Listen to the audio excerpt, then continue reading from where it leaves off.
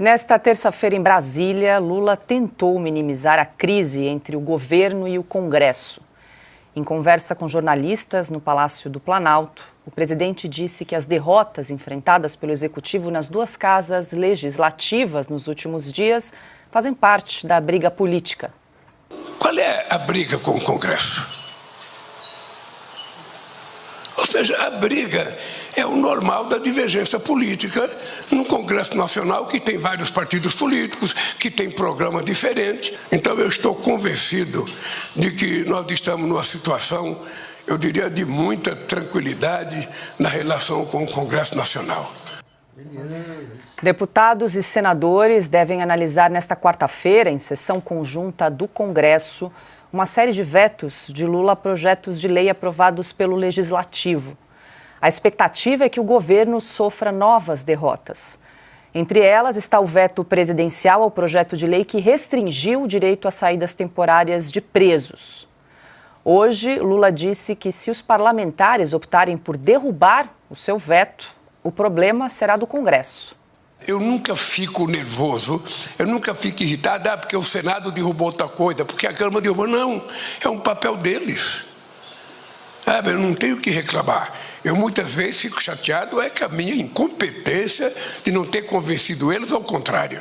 Então, eu segui a orientação do Ministério da Justiça e vetei. Vamos ver o que vai acontecer se o Senado derrubar. Ou melhor, se o Congresso derrubar, é um problema do Congresso. Eu posso lamentar, mas eu tenho que acatar. Bom, Silvio Navarro, a gente selecionou alguns trechos para comentar aqui ao longo do programa. Nesse, então, a gente acompanhou o presidente Lula tentando minimizar aí essa crise entre o governo e o Congresso. Agora, é interessante também trazer, Silvio, que no último domingo o presidente Lula se reuniu com o presidente da Câmara, Arthur Lira, mas Lula se recusou aí a relatar o teor dessa conversa aí do último domingo. Disse que não foi um encontro, que foi apenas uma conversa e que por isso ele se dava o direito de não compartilhar com os jornalistas a pauta dessa conversa com o presidente da Câmara, Arthur Lira. Bom, vamos lá, por partes, Paula, porque ainda tem depois toda a parte econômica que ele também fez previsões para o Brasil. O primeiro ponto ele caminha de um lado para o outro com o microfone, como se estivesse dando uma palestra, fazendo um discurso, e os jornalistas todos ali. Os jornalistas deveriam estar sentados diante do presidente numa espécie de entrevista coletiva. É assim que se entrevista a autoridade. Essa é a postura no mundo inteiro, Augusto lembra bem aqui. O jornalista faz pergunta, a autoridade responde. Ali não, ali ele está fazendo um discurso, ele está fazendo uma palestrinha. Agora, eu também quero chamar a atenção para outro ponto. É mentira que a relação com o Congresso é boa. É mentira.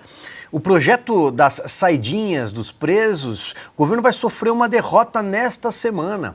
Esse projeto que nós falamos agora há pouco do quinquênio, que é um absurdo e saiu do gabinete do Rodrigo Pacheco, pois bem, o projeto é um absurdo, mas o projeto é um projeto que contraria os interesses do Executivo também, porque o governo não tem caixa, o governo não tem dinheiro.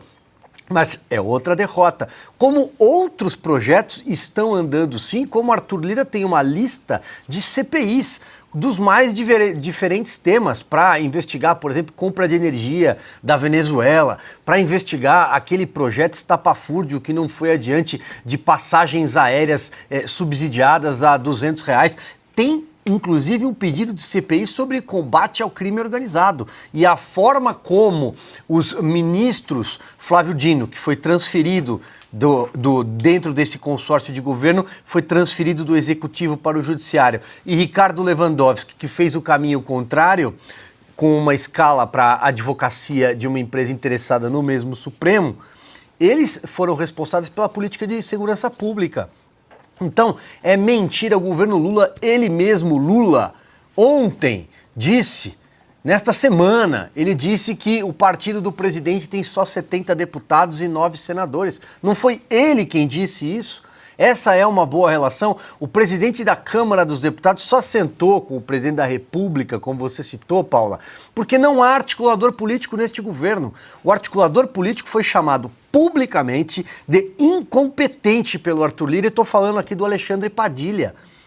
não foi a primeira vez que os deputados pediram a saída do Alexandre Padilha. E tem um nome já para substituí-lo, o Zé Guimarães, do PT do Ceará. Mas o Lula disse, não, por teimosia eu não vou tirar o Padilha. Também é mentira. O Lula não gosta do Padilha, nunca gostou do Padilha. O Padilha é responsável por um dos maiores desastres eleitorais do PT, que foi a votação quando ele concorreu aqui em São Paulo. Mas o Padilha é amigo da Janja. Amigo pessoal, é considerado cota pessoal da Janja na esplanada dos ministérios. Então, é um governo completamente à deriva.